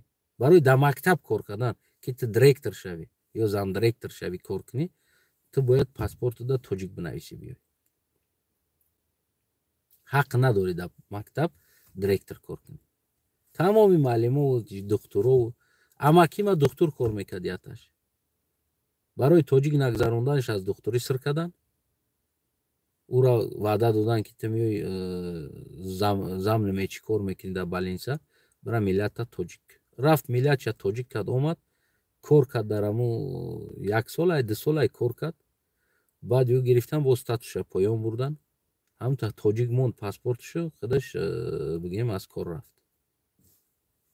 نمیخیل است. هم خیل کرده همی ماشینیکی قطعی بگیم استاتستیکای نام قلق از بین بردن، اما خون قلق بردن نمیتونی، نامش هم از بین بری، خونش بردن نمیتونی. برای همو دوستای عزیزم، هموطنای بی‌نهایت گرامی، قربان چشمای هر یک تای شما، ما میتونیم با دوستی زندگی کنیم. با دشمنی هر یک انسان میتونه دشمنی کنه، با بدی هر یک انسان میتونه بدی کنه. کجا رسه در آش دوستی، در نون دوستی، در گفتی همونگا پوشین خیز دوستی برادری. اما من گفتم که امروز ما نه تنها ملتی جدا شدیم، بلکه ملت ها، یعنی خصوصا تاجیک ها، بیناشون قومی، قبیلوی، منطقوی، رایونی، قشلاقی، در تمام جا در خود سیاست تاجیکستان هم حتی که تا آیلوی دیگه جدا شدن رفتن. یعنی دیگه جا تاجیک از بین رفت، تاجیکستانی از بین رفت، کولابی و خوجندی و پامیری از بین رفت. بعد قشلاقا آمدیم جدا کردیم، دنگرگی، مچاگی، نمیدونم شغنانی، روشانی، فرخاری، قرغانی، ایتاری داشتیم. حوزی ای هم از بین رفت، حوزی اولادیش دست. میفهمید؟ و در خود عالم سیاست بیرونی تاجیکستان هم این چیز گنده مشاهده کرده شد. همین سال گنده سخت مشاهده کرده شد. یعنی بای طرز سیاست، بای طرز روش، با این عقیده سیاسی، من این عقیده سیاسی چه خیلی بگیم، یک عقیده سیاسی اویلوی دیدم در همه جا، منطقوی، اویلوی، خصوصی، شخصی، همه خیلی است. دیگر خیلی بگیم کلی که مردم تاجیک بدن از بین رفت است. تاجیک بدن مهم نیست، تاجیکستانی بدن هم مهم نیست، تاجیک بدن هم مهم نیست. مهمی است که تو از کدام عائله ای و از کدام منطقه ای. فقط منطقه ها مهم شده است. با خودی همون منطقه ها داخلشان قشلاق ها جدا شده است. تنازه تای قشلاق، تای قشلاق، مای قشلاق، مای قشلاقم اینقدر پاره شده است. من همین پاره ها را دیدم. برای همه میرا گفتم که برادرها عاقبتش بسیار بگیم که کشمکش کلان میشه. نه تنها مقلقاتی لقیاقتی، بین خداتون، بین خداتون بسیار یک مشکلی های فردا نمیدونم جنگ اولمپیای، جنگ دنگره، نمیدونم جنگ مسکوسکی و جنگ فرخار، ما فرخاری ها میگیریم، ما مسکوسکی ها میگیریم، ما واسگی ها میگیریم، ما نمیدونم خوالنگی ها میگیریم، ما مومین بودی ها میگیریم. خلاص اینم خیلی بگیم که این یک چیت پیت، چیت پیت. یدینی цел وطن تاجیکستان این آخران جدا است. تاجیکستان وطن این آخران واریانت است. که واریانت اول اویله، بعد قشلاق، بعد رایون، بعد نایه، همیته بعد آخیر دمی روکو وطن تاجیکستان. خیلی سیاست تاجیکستان هم همی است. مهم از اویله باشی، دیم از دنگره باشی، دیم از لواکوش نباشی، باید در سنتر نزدیکتر باشی، نزدیک به امام علی باشی، خونه دست کوچه های فرق میکنه از کدام کوچه هستی. بعد از او کرای سلوچی بعد از دنگره باشی، خیلی دنگره باید طرفاش دورتراش داخل نمیکنه از دنگره، کرای قفاترین سلوچی باید. بعد اومده باید از خطلان باشی، یعنی که مهم خطلان باشی. میفهمی میره همون رفته باید تاجیکستان این واریانت آخران دا میغلطه. این تاجیکستانی و وابشه گفتی همون گفت ба хёлам дар хаёлои инсонам тоҷикистонӣ гуфтагӣ чиз нест. худи Тоҷикистон охирон вариант аст. муҳимтарин чизо аввал оила аст, авлод аст, гирду атроф аст, қидаву андаҳ аст, хеш табор аст, ҷияна амма тағоиву келинбача, қидаҳои очагиву қидаҳои отагиву қидаҳои аммагӣ, қидаҳои холагӣ. баъдан охирон да Тоҷикистон меояд. ман Тоҷикистон аввалда надидам. реально хафа нашед. ман дар ҳамин сиёсат чӣ дар дохилӣ боша ки действующий бигем сиёсати Тоҷикистон боша, чӣ недействующий бигем оппозитсия боша, ман Тоҷикистона варианти охир дидам дар ё. варианти аввал не. мутаассифона. саломат, сарбаланд, хонобод бошед. падруд то ба дурудҳои дигар.